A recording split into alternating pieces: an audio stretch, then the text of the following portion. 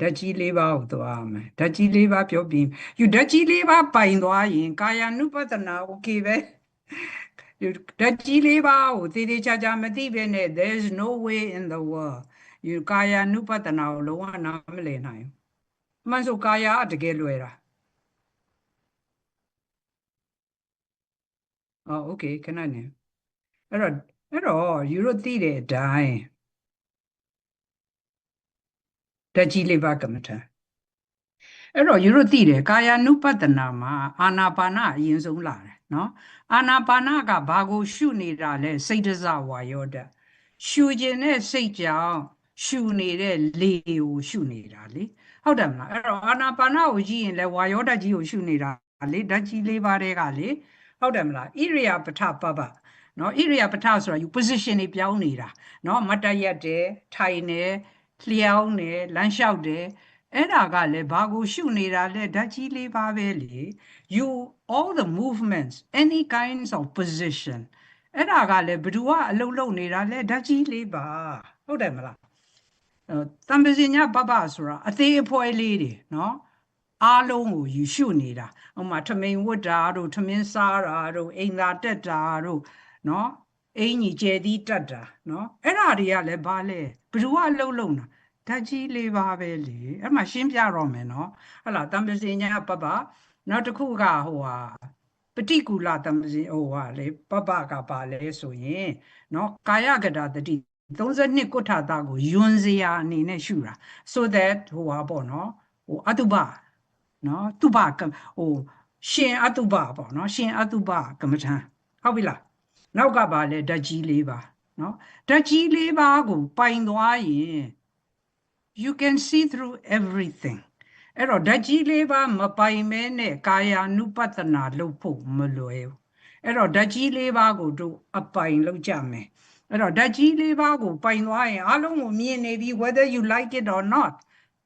you always see it okay အဲ့တော့စတုဆိုတာလေးနော်ဓာတ်ကြီး၄ပါးစတုဓာတုဝဝဋ္ဌံဆိုတာသူတို့ရဲ့သဘောလက္ခဏာကိုသေသေးချာချာသဘောပေါက်တယ်သိတယ်နော်ဆုံးဖြတ်တဲ့ဉာဏ်အဲ့ဒါကိုဝဝဋ္ဌံလို့ခေါ်တယ်ဟုတ်ပြီလားအဲ့တော့မဟာတတိပဋ္ဌာနာထုတ်မှာအကျဉ်းအားဖြင့်ဘယ်လိုဟောလဲအကျဉ်းနော်ဒါအကျဉ်းအဲ့တော့လူတွေသိဖို့ဟာတို့ရဲ့ခန္ဓာကိုယ်ကြီးဟာနော်ဓာတ်ကြီး၄ပါးနဲ့တိဆောက်ထားတာပဲလေ nothing else ဟုတ်တယ်မလားဘာလို့ဆိုတော့ကာယ ानु ပတနာတတိပဋ္ဌာန်ကရုပ်တရားကိုရှုနေတာလေဟုတ်တယ်မလားရုပ်တရားရဲ့အခြေခံတည်ဆောက်မှုကဘာလဲဓာတ်ကြီး၄ပါးပဲလေ that's the basic ဟုတ်တယ်မလားအဲ့တော့အကျဉ်းအားဖြင့်ပြောရင်တို့ရဲ့ဒီရုပ်ခန္ဓာကိုယ်ကြီးဟာနော်ခက်မှကြမ်းတမ်းသောပထဝီဓာတ်ရှိတယ်ယိုစီးဖွဲ့စည်းတတ်သောအာဘောဓာတ်လည်းရှိတယ်ပူနွေးအေးသောတေဇောဓာတ်လည်းရှိတယ်တွန်းကန်နဲ့တောင့်တင်းသောဝါယောဓာတ်လည်းရှိတယ်ဆိုပြီးတော့ဆင်ခြင်လာနောက်ဆုံးကြတော့ဟုတ်တယ်လေ basically တို့ရဲ့ physical body ဟာ is made up of the four great elements နော်ပထဝီ earth element အာဘော water element တေဇော heat element ဝါယော air element ဒါပဲ and nothing else အဲ့ဒါကြီးကိုတစ်ခုချင်းကိုမြင်အောင်ကြည့်တတ်သွားရင်ကာယ ानु ပတနာတတိပဋ္ဌာန်မှာအထောက်အကူ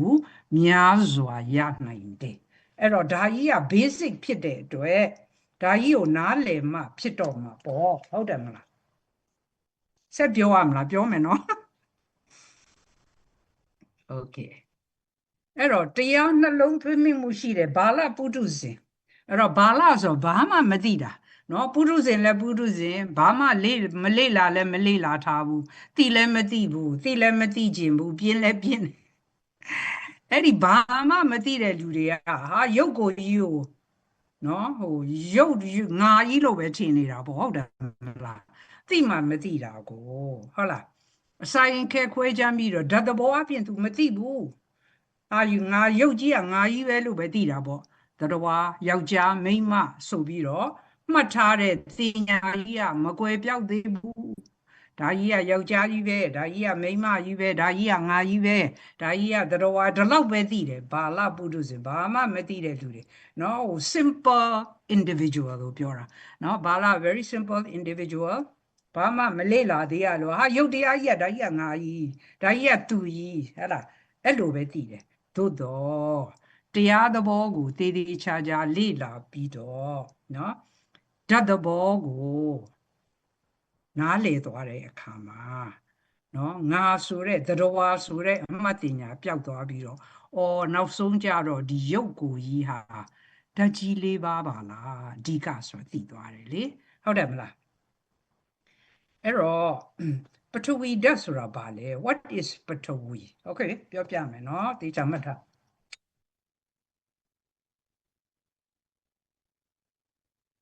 ပထဝီဓာတ်ဆိုတာ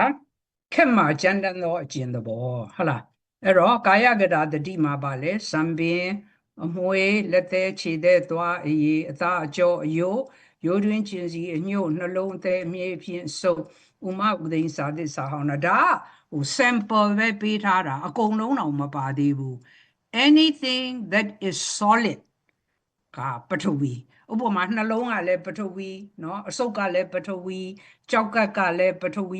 တွေမှအများကြီးပဲဖျားကဟိုကာယကတာတတိမှာမြင်လို့ရတဲ့ဟာတွေမြင်လို့လွယ်တာတွေကိုပဲဖော်ပြထားတာဟုတ်ပြီလားအဲ့တော့ခန္ဓာကိုယ်ထဲမှာ solid anything solid အယိုးတို့เนาะဒီဟိုကြွက်သားတို့เนาะအရေတို့เนาะအသားအရေ skin အဲ့ဓာဒီအလုံး plus all the solid organs တွေဟာပထဝီဓာတ်ဟာလားပထဝီဓာတ်ကနော်ဟိုသူကအလုံးရဲ့မှီယာတီယာကြီးပေါ့နော်ညမ်းစင်ကြီး is a scaffold ဟုတ်ပြီလားအဲ့တော့ခန္ဓာကိုယ်ကြီးကိုတို့ကခွဲခြားတော့မယ်နော်ဘာလပုထုဇဉ်ဘာမှမသိတဲ့လူဟာဒီရုပ်ကိုကြီးကငါကြီးပဲဒါပေမဲ့တရားသဘောကိုသိသွားရင်ငါကြီးမဟုတ်တော့ဘူးဓာတ်ကြီး၄ပါးဟုတ်ပြီလားဓာတ်ကြီး၄ပါးမှာခန္ဓာကိုယ်ကိုညမ်းစင်အနေနဲ့ရှိနေတာကဘာကြီးလဲပထဝီဓာတ်ဟလာအယိုးတွေ skeleton တွေ muscle တွေ tendon တွေဟုတ်တယ်မလား connective tissue တွေ and all the solid organs တွေဟာပထဝီဓာတ်ဟုတ်ပြီနော်သွားတော့မယ်နော်လာတော့မယ်အာဘောကအရေဓာတ်ဟလာအရေတို့၌အကျုံးဝင်သောအကျင့်အရေသဘောတည်ရှိ၏တဲ့ဘာတွေလဲအကုန်ပေါ် all the liquid and fluid in the body ဟုတ်ပြီလားတီးကြေရေပေါ့နော် bile တို့သလိပ်တို့ပြည်သွေးချွေးစီခဲမျက်ရည်စီကြီးတွေနှက်အစေးကျင်ငယ်စသည်ဖြင့်ပေါ့ all the liquid နော်ပြန်ရည်ကြောအရေရှိသမျှအရေတွေဟာဗာလဲအာဘောဓာတ်အဲ့တော့ခန္ဓာကြီးကိုယ်ကြီးကိုခွဲခြားလိုက်ရင်ငါကြီးမှမရှိတာဟုတ်တယ်မလားအာဘောဓာတ်နော်တေဇောအပူဓာတ်လည်းရှိတယ်အပူအငွေ့ပေါင်းပေါ်မှာအကျုံးဝင်တယ်ဟုတ်ပြီလားဝါယောဓာတ်ကဗာလဲသူကလေလို့ပြောတယ်နော်လေအပေါင်းတို့၌အကျုံးဝင်သော all the လေ in the body ကဝါယောဓာတ်ဟလာတို့ add လောက်တာနော်စာအုပ်ထဲမှာမပါဘူးနော်ဝါယောဓာတ်လေဆိုတာကလည်းဗာလဲ electrically charged particles တွေမဟုတ်ဘူးလားလေလို့ပြောရင်ဘာတွေလဲ oxygen ပါမယ် carbon dioxide ပါမယ် nitrogen ပါမယ် argon ပါမယ်စသည်ဖြင့် and all these are electrically charged particles being electrically charged they move ဟုတ်တယ်မလားခန္ဓာကိုယ်ကြီးက it's a big electromagnetic field မဟုတ်ဘူးလား all the positively and negatively charged particles are moving and then positive ဆိုရင်တွန်းတယ်လေထောက်ကန်တယ် negative နဲ့ negative ဆိုရင်ထောက်ကန်တယ်တောင့်တင်းတဲ့တတ္တိလည်းရှိတယ်ဆိုတော့ all the electrolytes တွေပါတာပေါ့ဟုတ်တယ်မလားအဲ့တော့ပြန်စဉ်းစားကြည့်လိုက်ရင်ခန္ဓာကိုယ်ကြီးကငါလို့အော်နေတာအမှန်ကဓာတ်ကြီး၄ပါးပဲလေဟုတ်တယ်မလားနော်အယိုးတွေအသားတွေအကြောတွေ all the solid organs ကပထဝီ all the liquids ကဘာလဲအာဘောဓာတ်ဟုတ်တယ်မလားအပူအငွေ့လည်းရှိတယ်လေခန္ဓာကိုယ် body temperature ကလည်းရှိတယ်တေဇောဓာတ်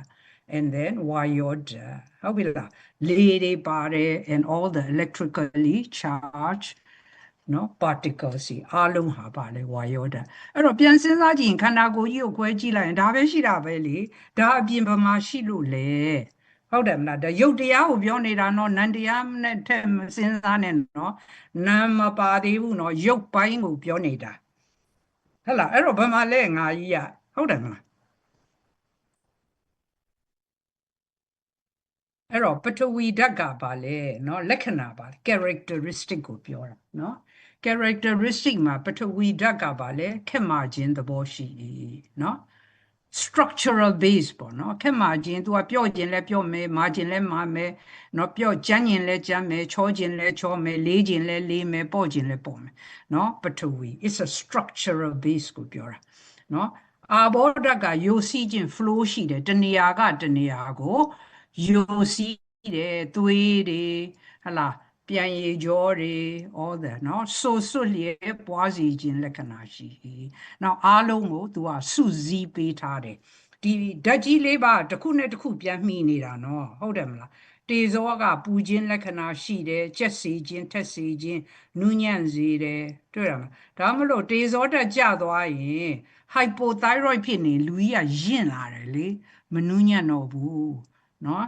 ဝါယောဓာတ်နော်ထောက်ကန်ခြင်းတွန်းကန်ခြင်း why ဘာကြောင့်ထောက်ကန်တာတွန်းကန်တာလဲ because they are electrically charged negative and negative တွန်းမယ် positive and positive တွန်းမယ် positive နဲ့ negative ကဆွဲမယ်ရွေ့လျားခြင်းသဘောရှိဒါပဲလေပြန်စဉ်းစားကြည့်ရင် where is ငါဆိုတာပဲမှာလဲနော်ရုပ်တရားကြီးကိုကြည့်ရင်အခြေခံကဓာတ်ကြီး၄ပါးပဲဓာကြီးနဲ့ပဲတိဆောက်ထားတာဟုတ်လားအဲ့တော့ဓာတ်ကြီး၄ပါးကကြီးကျယ်ထင်ရှားတဲ့အတွက်ကြောင့်မဟာဘုတ်လို့ခေါ်တယ်တဲ့ဒါကြီးကနည်းနည်းကြော်လိုက်မယ်ဒါကြီးကဟိုပါပေါ့နောက်မှပြန်ပြောမယ်ဝိသုဒ္ဓိမေတ္တရာ तू ကဒီနေ့အချိန်သိမ့်မရှိဘူးအဲ့တော့ဒီဓာတ်ကြီး၄ပါးကခန္ဓာကိုယ်ထဲမှာရှိသလိုဗဟိတအပြင်မှာလည်းဓာတ်ကြီး၄ပါးရှိတယ်နော်ဟာဓာတ်ကြီး၄ပါးဖောက်ပြန်ရင်ကဘာကြီးတောင်ပြက်တယ်မီးနဲ့ပြက်တယ်ကဘာရေနဲ့ပြက်တယ်ကဘာလေနဲ့ပြက်တယ်ကဘာအမျိုးမျိုးရှိတယ်အဲ့ဒါနောက်ပိုင်းမှာဝိသုဒ္ဓိမဲ့မှာပြောပြမယ်အယံကောင်းတာအယံကောင်းတာနော်ဒါကဓာတ်ကြီးလေးပါရဲ့ဟိုပါပေါ့နော်တတ္တိကိုပြတာ तू ကကဘာကြီးကိုတောင်ဖြက်စီးနိုင်တယ်နော်ကဘာပြက်တာဒါနဲ့ပဲပြက်တာပဲလေမီးနဲ့ပြက်တယ်ရေနဲ့ပြက်တယ်လေနဲ့ပြက်တယ်ဟုတ်ပြီလားအဲ့တော့ဒီခန္ဓာကိုယ်ထဲမှာလဲနော်ဒီပထဝီဓာတ်ဖောက်ပြန်ရင်လဲယောဂမျိုးစုံရတယ်အာဘောဓာတ်ဖောက်ပြန်ရင်လဲယောဂမျိုးစုံရတယ်နော်တေဇောဓာတ်ဖောက်ပြန်ရင်လဲယောဂမျိုးစုံရတယ်ဝါယောဓာတ်ဖောက်ပြန်ရင်လဲယောဂမျိုးစုံရတယ်အဲ့တော့ယောဂတွေဖြစ်လာတဲ့အခါမှာဘာနဲ့ပြန်ထောက်ရမှာလဲဓာတ်ကြီး၄ပါးကိုပြန်ထောက်ရမှာပေါ့ဟုတ်တယ်မလားဓာတ်ကြီး၄ပါးဖောက်ပြန်လို့ယောဂတွေဖြစ်လာတာလေဟုတ်တယ်မလားအဲ့တော့ယောဂဖြစ်တာဒါစိတ်ယောဂမပါသေးဘူးเนาะရုပ်ယောဂကိုပြောနေတာဒီရုပ်ယောဂတွေမှာအခြေခံကဓာတ်ကြီး၄ပါးရုပ်ရဲ့အခြေခံကဓာတ်ကြီး၄ပါးဓာတ်ကြီး၄ပါးဖောက်ပြန်ရင်ယောဂတွေကလာမှာပဲလေ it's very logical okay အဲ့တော့ဒီမှာလာပြီအဲ့ဒီမှာဒီဟာကယူတို့တက်ကိုတက်ရမယ်အဲ့ဒါတို့ခဏခဏပြောပြီးပြီ I'm going to repeat it အဲ့တော့ယူကာယ ानु ပတ္တနာတတိပဋ္ဌာန်မှာဘာပဲလုပ်လို့เนาะယူအာနာပါနပဲလုပ်လို့ဣရိယာပထကိုပဲရှုရှုเนาะဒီနေ့စဉ်เนาะလှုပ်ရှားမှုကိုပဲရှုရှုဓာတ်ကြီး၄ပါးကိုပဲရှုရှုเนาะကာယကတာတတိကိုပဲရှုရှုဓာတ်ကြီး၄ပါးရဲ့လှုပ်ဆောင်ချက်ကိုသိရင်မြင်နေပြီလေမြင်နေပြီဟုတ်တယ်မလားအဲ့တော့ပထဝီဓာတ်ကိုကြည့်မယ်เนาะအဲ့ဒါမြန်မြန်ပြောလိုက်မယ်အချိန်လေးစီနေပြီ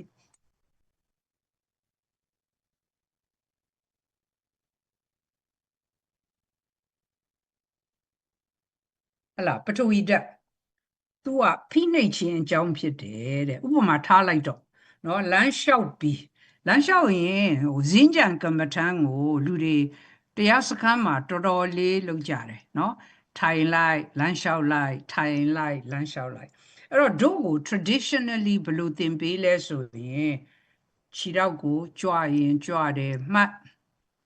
လှမ်းရင်လှမ်းတယ်မှတ်ချရင်ချတယ်မှတ် ဖိချရင်ဖိနှိပ်တယ်ဖိနှိပ်တယ်မှအဲ့ဒီလောက်ပဲပြောတာများတယ် actually that is not enough ဟုတ်ပြီလားကြွားတယ်လှမ်းတယ်နော်ချတယ်ဖိတယ်အဲ့လောက်ပဲပြောကြတယ်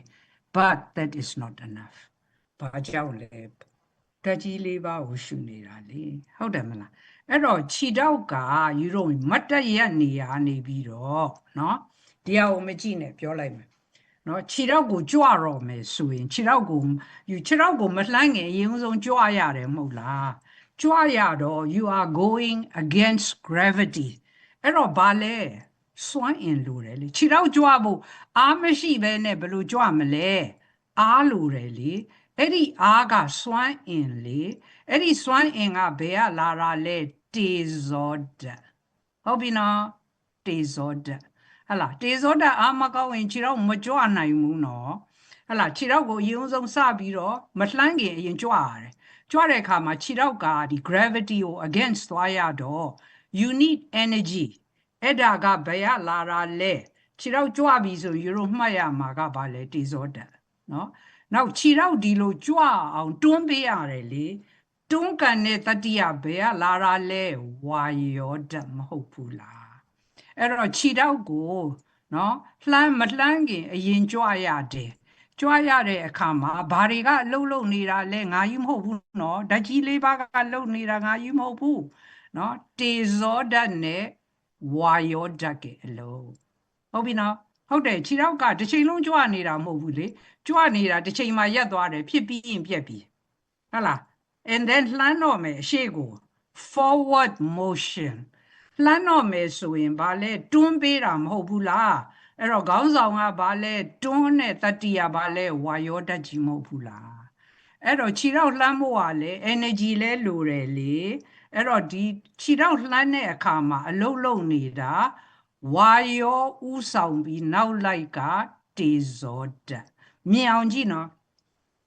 ခြေထောက်ကြွတဲ့အခါမှာခေါင်းဆောင်ကတေဇောဓာတ်နောက်လိုက်ကဝါယောဓာတ်ခြေထောက်ကိုမြှောက်ပြီးတာလေ and then မြှောက်ပြီးတော့တစ်ချိန်လုံးမြှောက်နေတာမဟုတ်ဘူးလေရက်သွားတယ်ဖြစ်ပြီးပြက်ပြီးလေ and then အရှိကိုလှမ်းတဲ့အခါမှာတွန်းတယ်နော်တွန်းတဲ့အခါမှာခေါင်းဆောင်ကဝါယောဓာတ် energy လဲလိုတယ်လေနောက်လိုက်ကတေဇောဓာတ်မြင်အောင်ကြည့်နော်ဟုတ်တာအဲ့တော့လှမ်းတာလည်းတစ်ချိန်လုံးကြီးလှမ်းမနေဘူးလေတစ်ချိန်မှရက်သွားတယ်ခြေထောက်ချမှာကိုဖြစ်ပြီးပြက်ပြီးလေဟုတ်တယ်မလား and then ခြေထောက်ချတဲ့အခါမှာ you are not going against gravity anymore you are going towards the gravity တေဇောမလိုတော့ဘူးစွမ်းအင်မလိုတော့ဘူးเนาะအဲ့ဒီအချိန်မှာအောက်ကိုဖိချတာပါတယ်လေယိုစီးတတ်တဲ့ဓာတ်အာဘောဓာတ်เนาะနောက်လိုက်ကပထဝီဟုတ်ပြီလား and then ခြေထောက်ကိုနင်းချလိုက်တဲ့ပထဝီ and အာဘော you အဲ့ဒါကိုမြင်သွားရင် the same thing applies whatever movement you are making ဟုတ်လားဥမာလက်လှမ်းယူတယ်နော်လက်ကိုမြှောက်တယ်ဘာလဲ energy လိုတယ်လေတေဇောမြှောက်တာကလက်ကိုပင့်ပေးတာဘာလဲဝါယောလက်လှမ်းယူတယ် motion ဘယ်သူကတွန်းပေးတာလဲဝါယောနော် energy လဲလိုတော့တေဇောလက်ကိုအောက်ချတယ်အောက်ချလိုက်ရင်ဘာလဲအာဘောနဲ့ပထဝီဟုတ်တယ်မလား you အဲ့ဒါကိုမြင်နေရင်เนาะတနေ့လုံး you ကျဲသည်အင်ကြီးကျဲသည်တတာအဓိကကဝါယောဓာတ်ကြီးဟုတ်တယ်မလားအဲ့တော့ you အဲ့ဒါကြီးကို if you pay attention ငါမရှိဘူးလေဘယ်သူကလုံနေတာဓာတ်ကြီးလေးပါ the same token now you ထိုင်နေတာကနေထရင်ဘာလဲအဲ့ဒါလေဓာတ်ကြီးလေးပါပဲလေဟုတ်မလားထိုင်နေတယ်ထဖို့ကဘာလို့လဲ you need energy ဟလာဘာလဲတေဇောကိုကြီးကိုမြှောက်ပေးဖို့ကဘာလဲဝါယောကိုကြီးကိုအရှိကုန်းတာဘာလဲ motion လေနော် motion ကဘာလဲဝါယောနော် energy လဲလိုတဲ့တေဇောအဲ့လိုပေါ့အဲ့တော့ you ဘာပဲလုပ်ဒီ principle ကိုနားလည်သွားရင် you can apply any position အိတ်နေတာထိုင်နေတာဟလာဣရိယာပယပထပပဟုတ်တယ်မလားဒီဥမာယူအာနာပါနလုပ်ရင်ရှူခြင်းနဲ့စိတ်ကြောင့်ဝါယောဓာတ်လေကဝင်လာတယ်ယူရှူတယ် နောက်လေက movement လေဝါယောဓာတ်အဲ့တော့တစ်ချိန်ကြရင်တစ်ချိန်လုံးရှူနေတာမဟုတ်လေရက်သွားတာပဲလေဟုတ်တယ်မလားဖြစ်ပြီးပြတ်တယ်လေဟုတ်တယ်မလား and then you ပြန်ရှူထုတ်တယ်လေအဲ့ဒါဝါယောနော်ဟုတ်လားဣရိယာပထပါပါကလည်းဓာတ်ကြီးလေးပါပဲဓာတ်ကမထံကလည်းဓာတ်ကြီးလေးပါပဲဟုတ်တယ်မလားဒီပฏิကူလ32ကုဋ္ဌတာကလည်းဓာတ်ကြီးလေးပါးတွေကနှစ်ပါးကိုဆွဲထုတ်ထားတာပထဝီနဲ့အာဘောကမြင်လို့ရတယ်တေဇောနဲ့ဝါယောကမြင်လို့မရဘူးအဲ့တော့ဖျားကပထဝီနဲ့အာဘောကို example ပြပြီးတော့အဲ့ဒါကြတော့အတုပကမ္မထံရှင်အတုပကိုရှုခိုင်းတာလူခန္ဓာကိုယ်ကြီးကမတင့်တယ်ဘူးဘာမှမဲ့နေစရာအကြောင်းမရှိဘူးဓာတ်ကြီးလေးပါကမ္မထံကြတော့ငါမရှိဘူးသတ္တဝါမရှိဘူးနောက်ဆုံးကြတော့နေ့စဉ်ပြုလုပ်နေတာနော်ဓာတ်ကြီးလေးပါပဲလေယူစကားပြောတာလဲဓာတ်ကြီးလေးပါပဲဟုတ်တယ်မလားပြောကျင်တဲ့စိတ်ကြောင့်အတန်ထွက်လာတယ်ဟလာကမ္မဇပထဝီကိုစိတ်တစပထဝီရိုက်လိုက်တော့အတန်ထွက်လာတယ်ဒါပဲနောက်ဆုံးကြတော့ဓာတ်ကြီးလေးပါအလုံးလုံးနေတာဖြစ်ပြီးရင်ပြတ်တယ်ယူအဲ့လောက်မြင်ရင်နောက်ပိုင်းကြရင် without any effort ယူမြင်နေပြီကြည့်လိုက်တာနဲ့ကိုမြင်နေပြီ you know you can practice ပေါ့နော် you have to practice ဟလာဟာတချို့တွေကပြောတယ်ဟာကြွတယ်မှတ်လှမ်းနေမှတ် it doesn't make sense okay you you ဓာတ်ကြီးလေးပါအထိမရောက်ဘူးအဲ့လောက်ပဲမှတ်ရင် you are တတိယတော့တမာတိရတော့ကောင်းမယ်နော်မဟုတ်ဘူးပြောတာမဟုတ်ဘူးနော်တမာတိရတော့တည်မယ်ဉာဏ်မဖြစ်ဘူးဟုတ်တယ်မလားအဲ့တော့ you ဇင်းကြံကမ္မထမ်းလျှောက်ရင်ဉာဏ်ဖြစ်အောင်ဓာတ်ကြီးလေးပါကိုမြင်အောင်ကြည့်မှဉာဏ်ဖြစ်မှာလေဟလာကြွတယ်မှတ်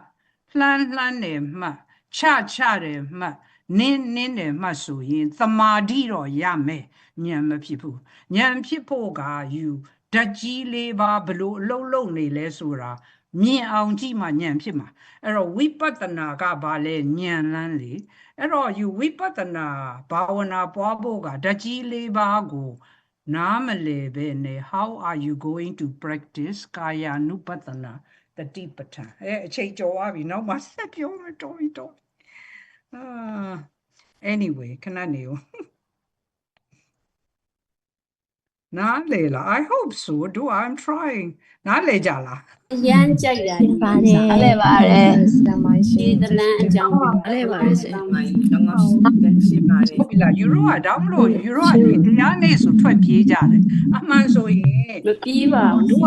I am trying to simplify နော် Euro ကိုနားလေအောင်အရန်ကိုရိုးရှင်းလေးပြောပြ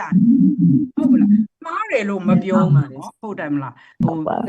ကြွတယ်မှတန်းတယ်မှချတယ်မှ yes ကောင်းတယ်သမာဓိအတွက်ကောင်းတယ်ဉာဏ်မဖြစ်ဘူးဉာဏ်ဖြစ်ဖို့ကဓာတ်ကြီးလေးပါ level အထိမြင်အောင်ကြည့်ရမယ်အဲ့တော့သမာဓိတစ်ခုတည်းနဲ့ရထားလို့မရဘူးလေပတ္တနာဘာဝနာဆိုတာဉာဏ်လန်းလေဒီပတ္တနာဘာဝနာဖြစ်ဖို့ကဓာတ်ကြီးလေးပါအထိမြင်အောင်မကြည့်ပဲနဲ့ဘယ်လိုဝိပဿနာဖြစ်မှာလဲ I may be wrong I'm not saying I'm correct but this is how I see it ဒါပဲဟုတ်ကဲ့ပါဟုတ်လေပါတယ်